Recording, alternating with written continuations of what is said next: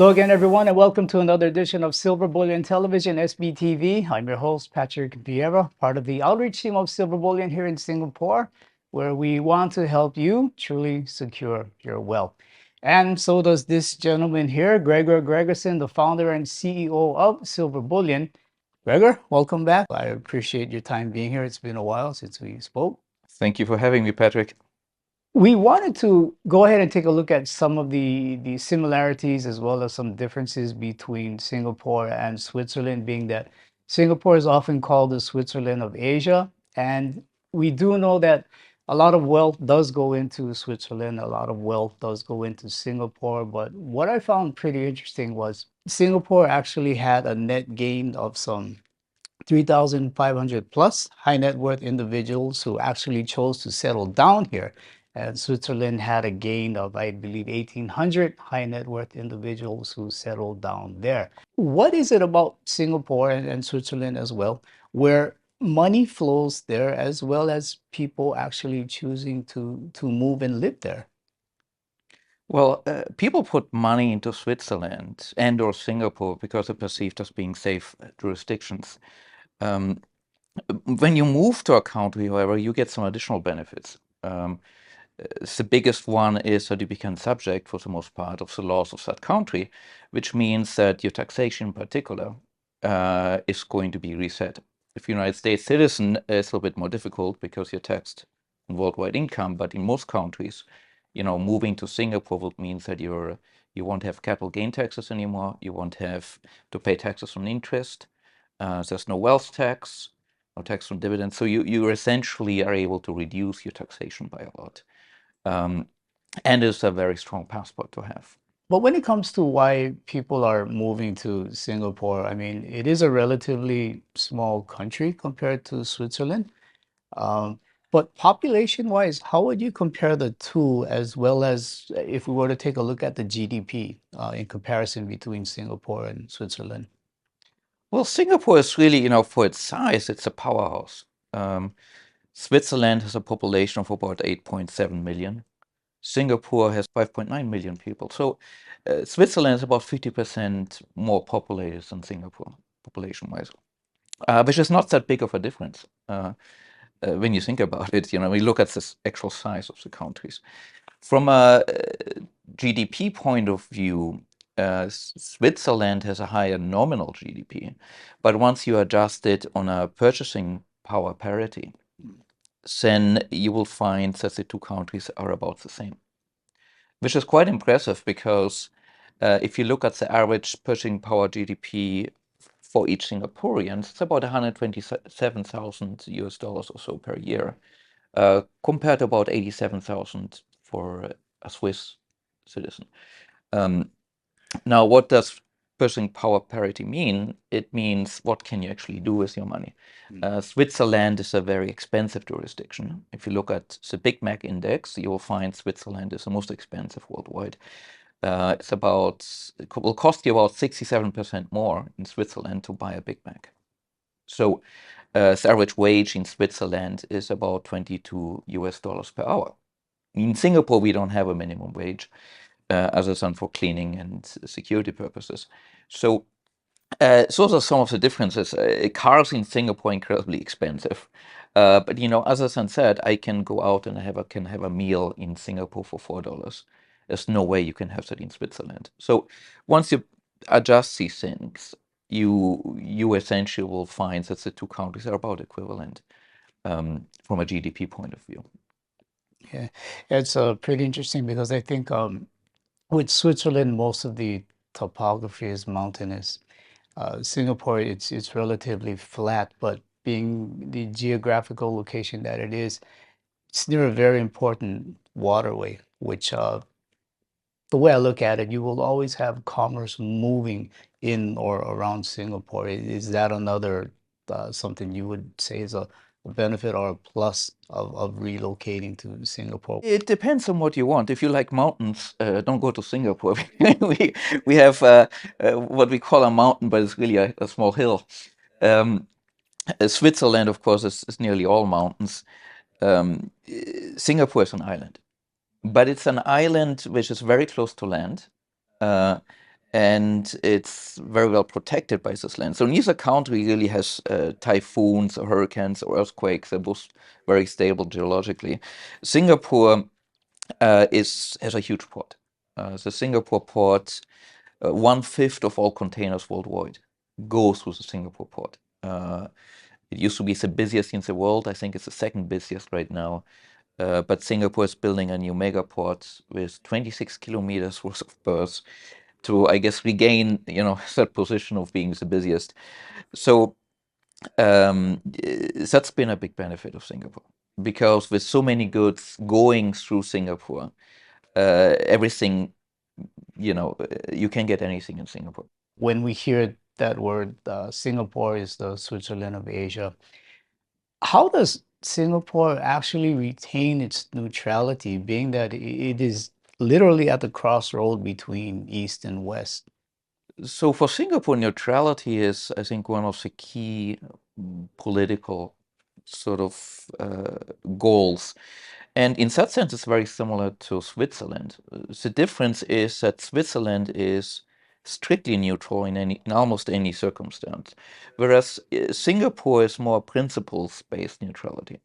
So if it takes the invasion of Russia towards Ukraine, Singapore, condemned that and pretty much went to the side of Ukraine, the UN and so on, based on the principles that one country should not unilaterally invade another country.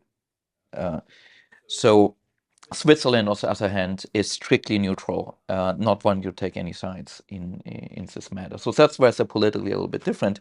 But as I said, both countries are very neutral. World War II, Switzerland had pressure from both the Allies and the Axis to, don't deal or trade with our enemy, and so Switzerland felt some heavy pressure from both sides. So I think that's one concern that people may have is when we're talking about warships, both sides being able to refuel and dock and resupply whatever it is. Um, if it should get to that point, how how confident do you feel that despite whatever pressure it may get from both sides, that Singapore will still absolutely take that middle ground? The government is very plain about neutrality being one of the most important factors in Singapore policy, and having a strong defense is part of that. Because if you are not well defended as an entity, and if you're not relevant as an entity, right, then you pretty much have to do what your biggest neighbor tells you to do. And so in Singapore's case, they have become a military powerhouse really in the region. If you look at the Singapore military budget, it is about 3.5 times that of Malaysia, which is the biggest neighbor. Indonesia, which is a very large country towards the south, um, they also have a smaller military budget than Singapore. If we compare Singapore versus Switzerland, you would actually find that the two countries used to be quite similar in terms of manpower. Both countries have used to have about 400,000 soldiers or so that could be called up on short notice. Switzerland has changed that in 2018. They greatly reduced the draft down to about 21 weeks or so. And that reduced the Swiss army to about 100,000. In Singapore's case, we do have a 2-year draft. People have to come back to serve the military until age of 40 or 50, which means that there's about 400,000 or so, 420,000 worth of ready troops. And the Singapore budget, military budget, is over 13 billion US dollars, whereas the Swiss one is around 5.4 or so. So Singapore budget's about 2.5 times that of Switzerland. And that military budget is there in order to not be told to jump, right? What Singapore basically says is, somebody comes and tells jump, we don't want to have to ask how high. We want to be able to ask, why am I supposed to jump? And then have appropriate response within the context of being a neutral country. And so it's very important for Singapore not to align itself too strong with any of the larger powers out there, whether it's the US, whether it's China, whether it's somebody else, um, but to maintain a principle-based neutrality, which ultimately is what builds trust. Because as we saw in World War II, Switzerland was that neutral country which both sides sort of ended up respecting or sort of seeing as being a necessary sort of neutral entity, which made sense for everybody to be there. And Singapore is in that position, not just because it's well defended, but because it's so important from a economical point of view as well as a trading point of view worldwide. Right, that's a great point because when looking back at the history of World War II and Switzerland's role, because it could defend itself reasonably well, both the Allies and the Axis did respect its neutrality, and it was never really invaded, or it was just held in that regard as a neutral country. Switzerland was like a porcupine. You know, you essentially had all these mountains, you have these caves, you have these bridges coming in, and you know, you could just blow up the bridges. And then it would become very difficult to really go in there. And why would you want to, you know, it just wasn't worth it. It was a porcupine. Singapore has a little bit of a, it's very different, but it has a similar kind of strategy. First of all, it's an island. But Singapore's defense principle, you know, let's say if there will be an attack from Malaysia, is actually uh, to move in and take over southern Malaysia, because they have a much stronger military than Malaysia has, partially. But the other sort of a strategy is that Singapore has a lot of air assets. Singapore has a very strong air force. So the Singapore military bases in Thailand, uh, in Australia for training, in India. There's a training bases in the US as well for F-16 and F-15 training primarily, as well as F-35 now. So and the idea is that if there were to be an attack on Singapore, you essentially have these air forces, air assets, which are located outside of Singapore, which come in and retaliate and basically destroy critical infrastructure of whoever's been attacking. Now, that used to be the policy for a long time, especially as Singapore was weaker. And so by this time, as it sort of built up, you know, both the Navy, the Air Force, and the Army, it's no longer really so much of a concern. Uh, but it's still, you know, why the Singapore Air Force is really getting a very large chunk of the military expenditures. And maybe one thing to add is what's unique about Singapore is they have such high sovereign wealth funds that just a portion of the revenues or interest coming each year from sovereign wealth funds more than pays for all the military expenditures. So these kind of expenditures can be sustained, you know, very easily going forward, as opposed to being something which is generating debt. Um, and so that makes Singapore really quite unique, in a sense. Listening to what you're saying, I'm recalling the time where I think Singapore did train with the U.S. military, and they ended up training in Hawaii, my home state, and they were up on the volcano. I had one friend and client. He was actually a Navy SEAL instructor, and he was saying when he had the Singaporeans, they would usually make it because they were too embarrassed to give up. So it's very capable as a country. Also, it has a defense industry.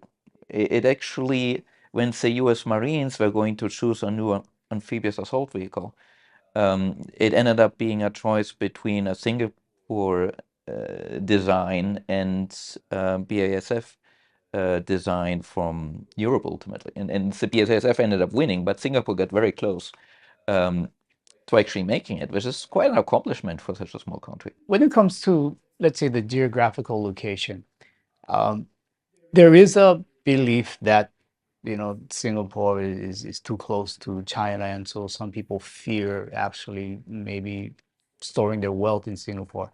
But it's interesting to find out that Switzerland is actually closer to Russia than Singapore is to China. Yes, that's correct. So if you go to the border from Russia, and you look at the crow flies distance, uh, you will find that the distance to Switzerland is about 1,700 kilometers.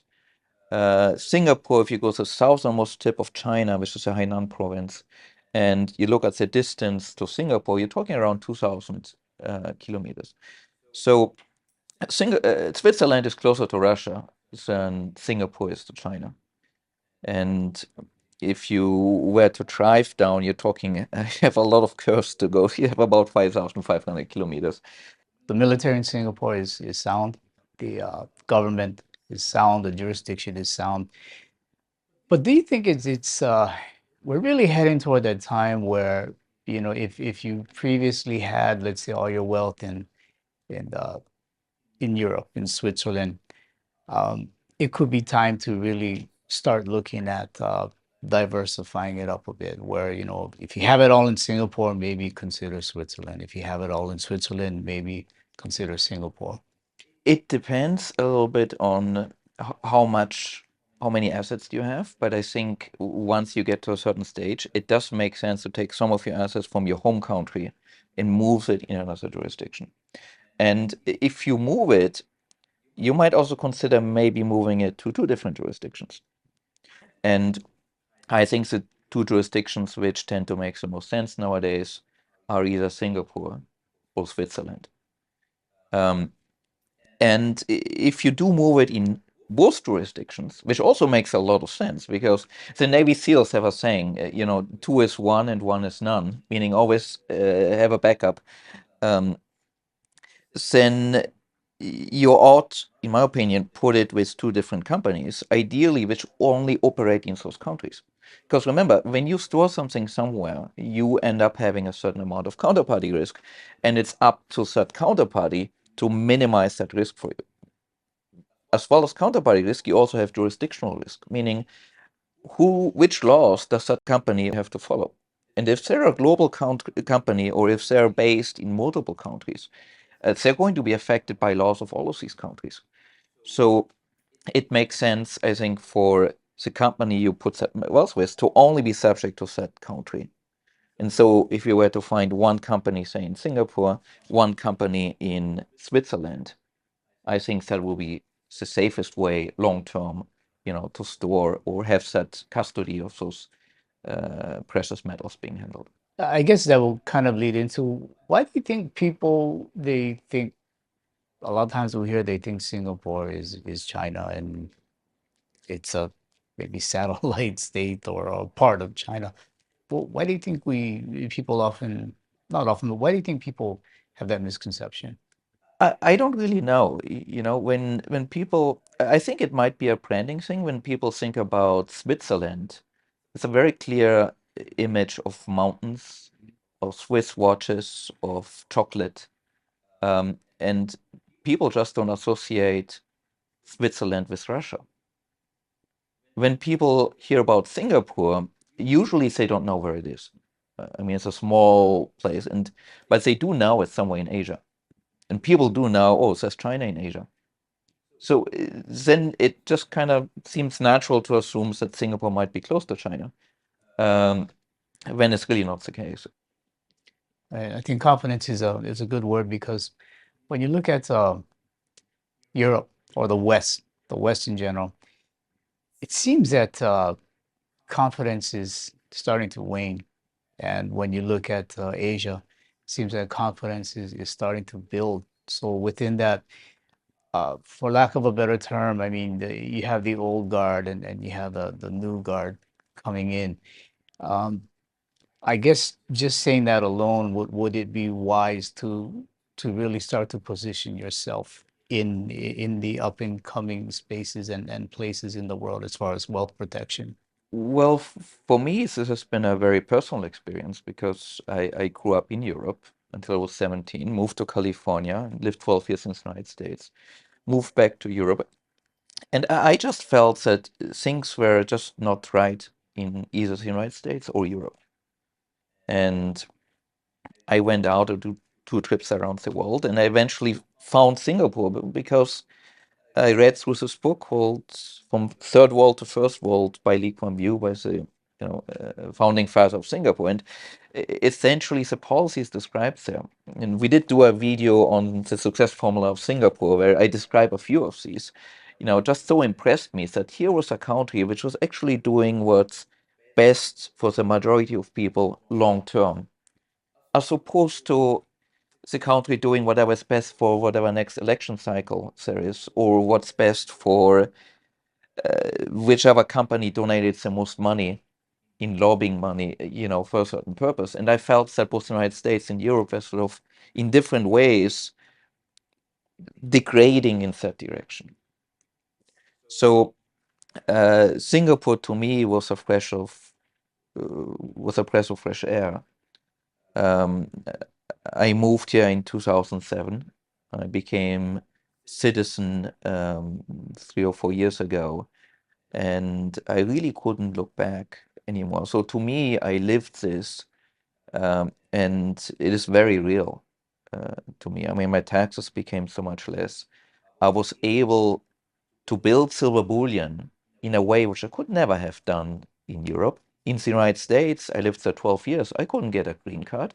So again, I wasn't able to have my own business in the United States, right? So in Singapore, I was able to do all of this. And I think that's something where a lot of people are looking for something like this, and oftentimes they're just not aware that something like Singapore exists. Because the way I see Singapore is not so much as a different country, but as a collection of people which came together and sort of said, we are going to create a government based on these and these and these rules. And anybody who has some skills and can come in and sort of be part of that. And Singapore is a meritocracy. If you have the right skills, we'll let you in. If you don't have the right skills, maybe we're not going to let you in. You find a way of getting the skills. Um, so, but overall, it's also a very caring society based within these confines. So I guess one of the questions we have to ask is, being Singapore is such a small island, where does all this wealth come from? So yeah, so if you compare Switzerland and Singapore, I mean, both countries are much more than, a safe haven for wealthy people. So of course you got finance, you've got, but then tourism plays a big role. There are about 2 to 3 tourists coming to Singapore for every inhabitant. Switzerland is also interesting tourist location. Both countries are big in precision manufacturing, and both countries are very strong in pharmaceuticals. What sets the two countries apart is, for Switzerland, you have this very strong watch industry. And actually, Switzerland only produces about 2% of watches built worldwide, but they command more than 50% of the revenue. So the high-end luxury watch is dominated by Switzerland. And that's a big industry. But the other huge dominance of Switzerland, which most people are not aware of, is food.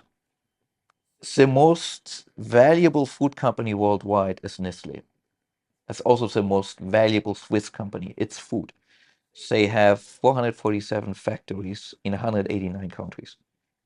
Many of the brands you find out there are Swiss owned, basically. So food is a big thing for Switzerland. For Singapore, semiconductors is a huge industry. 11% of all semiconductors worldwide are coming from Singapore.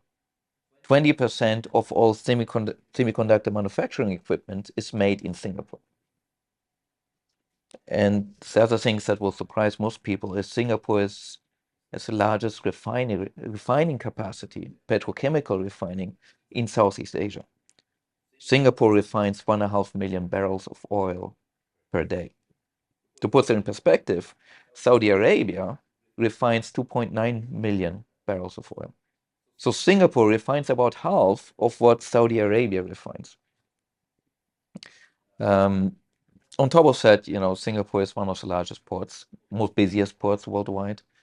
And so these are all things that feed into the Singapore economy and create a wealth which isn't just based on somebody putting their funds in Singapore and earning some fund management fees. That's a part of the economy, but it's a relatively small part once you put it all together.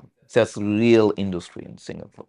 Right. That's another great point because I think we often hear, Singapore has no resources, and in a time where resources are very important, what's also equally as important is refining capabilities to turn these resources into things that we can actually use. And so this is another place where Singapore has positioned itself very, very well. Yes, and that's a good point to be made. I mean, Singapore was very dependent on water imports from Malaysia, for example. But over the last 40 years, Singapore has put a lot of efforts to either build desalination plants and has an amazing system to reclaim water, collect water, and so on. They build a lot of water reservoirs. If you're looking at the Singapore Bay Area, where Marina Bay Sandstand, that used to be all ocean. Now it's basically become freshwater reservoir. They have a marina barrage, which essentially takes the salty water, takes out the salt, and slowly converts all of that into fresh water. So they're creating these large reservoirs of water, and they're now even selling fresh water back to Malaysia. So they're being dealt lemons, and they found a way of making lemonade out of it. And that's really, I think, the essence of Singapore, which made Singapore so successful. That you don't start with the best cards, but you make the most out of it. And uh, you make the most out of it by maintaining that trust, that confidence. So in summary, if we had to ask, why put some wealth in these jurisdictions of Switzerland and Singapore, how would you summarize it? So I would look at why it is important to do it at this day and age. The world is going towards an era where things are becoming less certain. We have geopolitical tensions, but most importantly, we have tensions within countries in a way which we didn't have before. Um, we also have a ticking time bomb in that most countries are having way more debts that they're able to service. The pension systems are not funded, the medical systems are not really funded. And so these are things which are going to exacerbate the internal conflicts we're going to see in these countries. And so what usually happens throughout history is that you start getting more and more capital controls. If you wait too long, you might become something like China, where it's very hard to get your money out. And so it makes sense, while you still can, to put some of your wealth outside of the banking system into some form of liquid but physically owned assets. And you have to find a place which long term can be trusted. For it to be trusted, you need to have a strong legal system. You need to find a counterparty which you think you can trust. And you need to put it in a jurisdiction which is going to be stable for the long term. And I think Singapore and Switzerland, are the two jurisdictions that fit that profile. Internally, both Switzerland and Singapore are very stable societies. We don't have societal strife in Singapore. Switzerland has also been very stable for a long time. So we have a strong rule of law, and we don't see any of that changing. And then lastly, both Singapore and Switzerland are relatively well managed from a fiscal point of view. Singapore is extremely well managed. Um, if you look at the video about national debt in Singapore, you'll understand better, about these details. And in both countries, your pension system, is reasonably well provided for. So we likely are not going to have this debt bombs that we're going to see in other countries. So these are the reasons why, it makes a lot of sense to take some of that wealth, put it as a long-term, intergenerational in some case, storage of your wealth as a backup. And worst case, if nothing bad happens in your home country, you're still putting in an asset like gold, which has an average return of 7.8% per year over the last 50 years. So there's not much you can do wrong. All right, Gregerson, all great points there. I mean, I think, it is important that we all start to have a plan, if not have one already, on how we're going to do things such as wealth protection. So, yeah, Gregor, I thank you for your time. I thank you for helping us to see the sides of both Switzerland and Singapore and a few other nations or geopolitical uh, items that come into play. But overall, uh, Singapore is really one of the better places to store your wealth. That's why we are here. All right, thanks again, Gregor. Appreciate it.